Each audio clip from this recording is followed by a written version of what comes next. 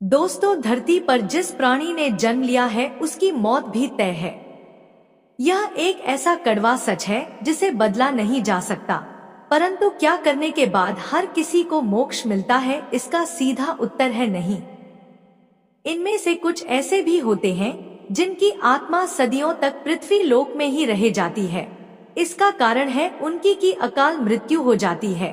आपने कई बार देखा होगा कि आए दिन लोग सड़क दुर्घटना या फिर किसी आपदा का शिकार हो जाते हैं और अपनी जान गंवा बैठते हैं। ऐसी मौतों को धर्म शास्त्रों में अकाल मृत्यु कहा गया है।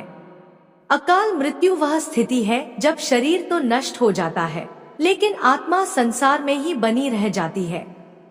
लेकिन सवाल यह उठता है कि आखिर ऐसा क्यों होता है? अकाल मृत्यु के पीछे क्या कारण होता है और उसके बाद आत्मा का क्या होता है?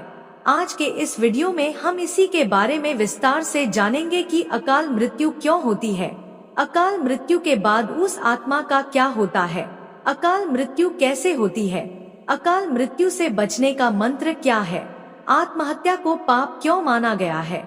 इसीलिए इस वीडियो को पूरा देखें। देर ना करते हुए आज के वीडियो की शुरुआत करते हैं।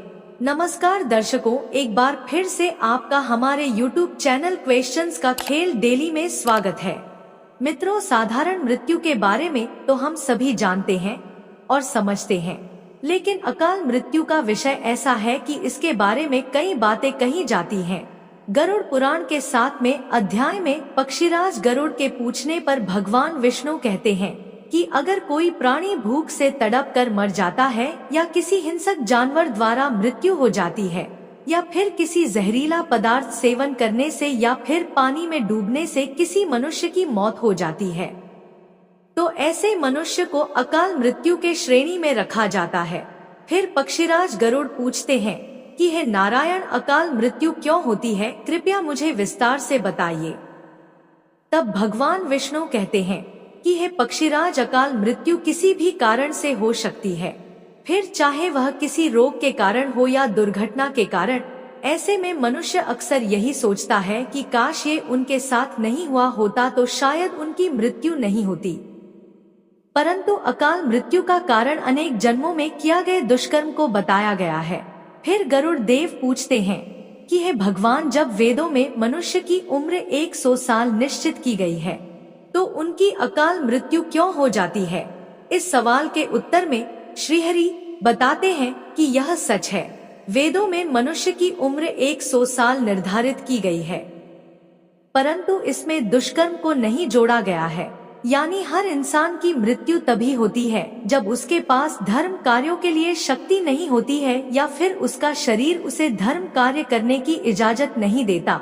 इसके अलावा जब कोई इंसान अपनी इच्छा से धर्म कार्यों को त्याग देता है तो पृथ्वी पर उसके जीवन की अवधि कम होती जाती है।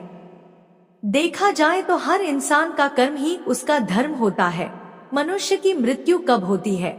जब उसके पास अपनी इन कर्मों को निभाने की शक्तियां नहीं होती। इंसान की उम्र भले ही 100 साल हो, लेकिन अपने कर्मों के जरिए वह अपनी उम्र को खुद ही नष्ट करता चला जाता है। वेदों का ज्ञान न होने से मनुष्य जान ही नहीं पाता कि वह कब कुकर्म करता जाता है।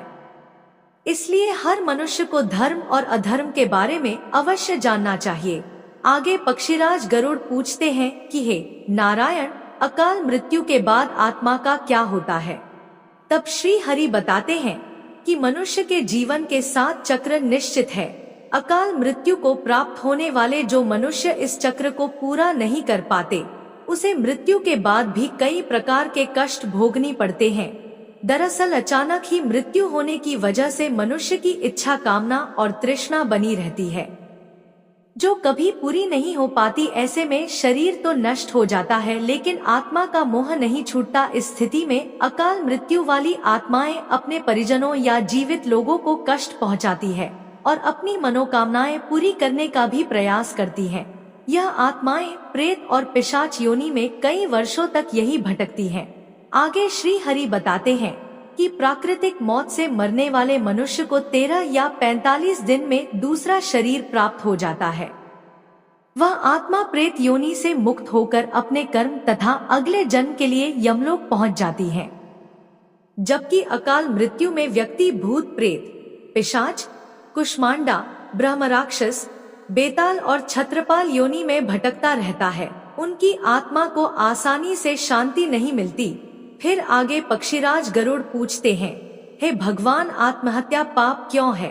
तब श्री हरि बताते हैं कि अकाल मृत्यु में आत्महत्या को सबसे निचले दर्जे पर रखा जाता है। आत्महत्या करना सबसे बड़ा पाप है। ग्रंथों की दृष्टि से यह एक घिनौना कृत्य है। आत्महत्या ईश्वर का निरादर और अपमान है। आत्महत्या करने वाले मनुष्य की आत्मा पृथ्वी लोक पर तब तक भटकती रहती है जब तक कि वह प्रकृति द्वारा निर्धारित अपने जीवन चक्र को पूरा नहीं कर लेती। ऐसी आत्मा को ना तो नरक लोक में जगह मिलती है और ना ही स्वर्ग लोक में। आत्मा को मरने के बाद भी बहुत कष्टदायक स्थिति से गुजरना पड़ता है। यह आत्माएं अपनी तमाम इच्छाओं की पूर्ति के लिए अंधकार में तब तक भटकती रहती हैं, जब तक कि उनका जीवन चक्र पूरा नहीं हो जाता, तो उसके कर्म और उस शरीर का ऋण पूरा नहीं होता। इसलिए आत्महत्या नहीं करनी चाहिए। दोस्तों, आत्महत्या करने वाली आत्माओं के कष्ट को तो कम नहीं किया जा सकता, लेकिन गरुड़ पुराण में अकाल मृत्यु को प्राप्त मनुष्य की आत्मा की शांति के कई मार्ग बताए गए हैं।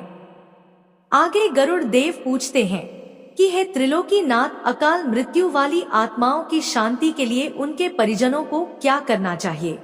तब भगवान विष्णु जी बताते हैं कि अकाल मृत्यु प्राप्त मनुष्य के परिजनों को नदियां, तालाब में तर्पण करना चाहिए। साथ ही मृत आत्मा की इच्छा की पूर्ति के लिए पिंडदान और दान पुण्य जैसे सत्कर्म करनी चाहिए, ताकि उनकी आत्मा को जल्द ही मुक्ति मिल सके। यह सत्कर्म कम से कम 3 से 4 वर्षों तक करना चाहिए, तब जाकर कहीं अकाल मृत आत्मा को मुक्ति मिल पाती है और उनके नए जीवन की शुरुआत होती है। दोस्तों, अकाल मृत्यु से बचने के लिए हमें अच्छे कर्म करने चाहिए और दान पुण्य एवं भगवान की प्रार्थना करनी चाहिए, क्योंकि प्रार्थना में भाग्य को बदल देने की शक्ति होती है।